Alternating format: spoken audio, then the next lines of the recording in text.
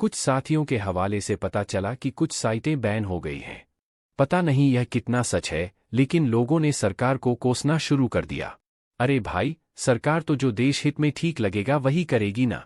पता नहीं मेरी इस बात से आप कितना सहमत हैं, लेकिन यह है सही बात कि सरकार हमेशा देश हित के लिए सोचती है। मैं शायद ठीक से अपनी बात न समझा सकूं, लेकिन मेरे पसंदीदा लेखक व्यंग्यकार हरिशंकर परसाई ने इसे अपने एक लेख उखड़े खंभे में बखूबी बताया है। यहाँ जानकारी के लिए बता दिया जाए कि भारत के प्रथम प्रधानमंत्री जवाहरलाल नेहरू ने एक बार घोषणा की थी कि मुनाफाखोरों को बिजली के खंभों पर लटका दिया जाएगा। एक दिन राजा ने खींचकर घोषणा कर दी कि मुनाफाखोरों को बिजली के खंभे से लटका दिया जाएगा। सुबह होते ही लोग बिजली के खंभों के पास जमा हो गए। उन्होंने खंभों की पूजा की, आरती उतारी और उन्हें तिलक किया। शाम तक वे इंतजार करते रहे कि अब मुनाफाखोर टांगे जाएंगे, और अब पर कोई नहीं टांगा गया। लोग जुलूस बनाकर राजा के पास गए और कहा, महाराज, आपने तो कहा था कि मुनाफाखोर बिजली के खंभे से लटकाए जाएंगे, पर खंभे तो वैसे ही खड़े हैं और मुनाफाखोर स्वस्थ और सानंद हैं। राजा ने कहा है तो उन्हें खंभों पर टांगा ही जाएगा।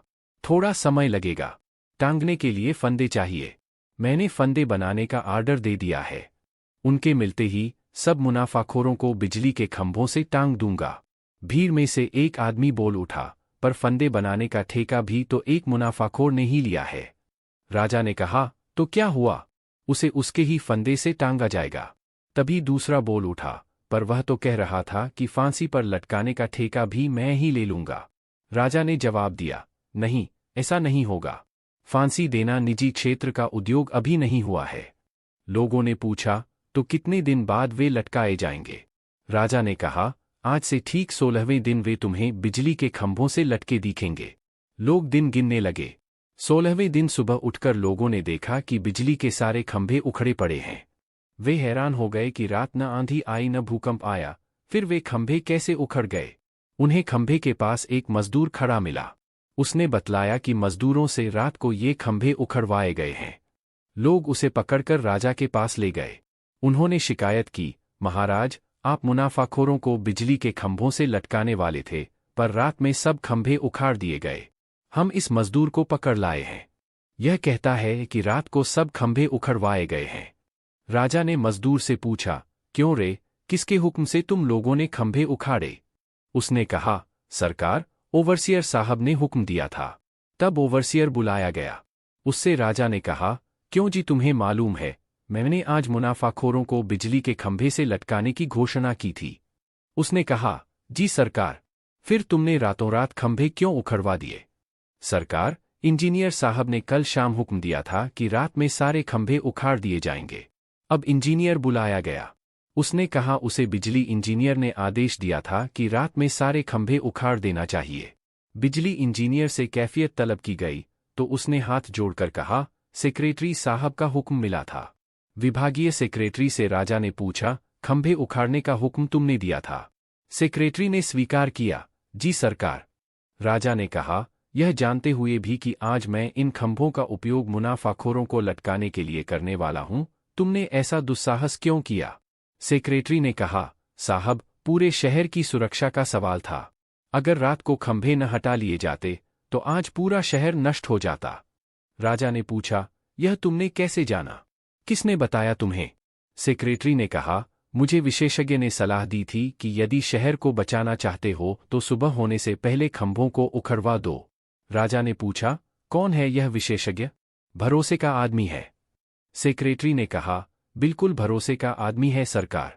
घर का आदमी है, मेरा साला होता है। मैं उसे हुजूर के सामने पेश करता हूं। विशेषज्ञ ने निवेदन किया, सरकार, मैं विशेषज्ञ हूं और भूमि तथा वातावरण की हलचल का विशेष अध्ययन करता हूं। मैंने परीक्षण के द्वारा पता लगाया है कि जमीन के नीचे एक भयंकर प्रवाह घूम रहा है। मुझे यह भी मालूम हुआ कि आज वह बिजली हमारे शहर के नीचे से निकलेगी।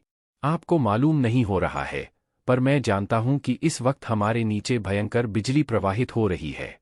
यदि हमारे बिजली के खंभे जमीन में गड़े रहते तो वह बिजली खंभों के द्वारा ऊपर आती और उसकी टक्कर अपने पावर हाउस की बिजली से होती।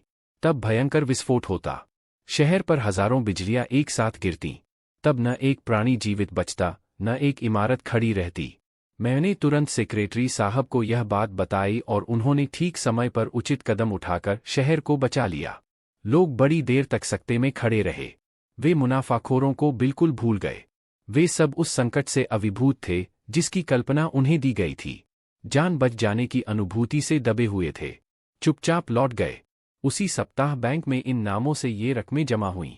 सेक्रेटरी की पत्नी के नाम 2 लाख रुपए, श्रीमती बिजली इंजीनियर 1 लाख, श्रीमती इंजीनियर -1 लाख, श्रीमती विशेषज्ञ 25,000, श्रीमती ओवरसियर 5,000। उसी सप्ताह मुनाफाखोर संघ के हिसाब में नीचे लिखी रकमें धर्मादा खाते में डाली गईं। कोड़ियों की सहायता के लिए दान 2 लाख रुपए, विधवाश्रम को 1 लाख, क्षय रोग अस्पताल को 1 लाख, पागलखाने को 25,000, अनाथालय को 5,000। अगर वीडियो पसंद आया तो चैनल को सब्सक्राइब, लाइक, शेयर। थैंक्स।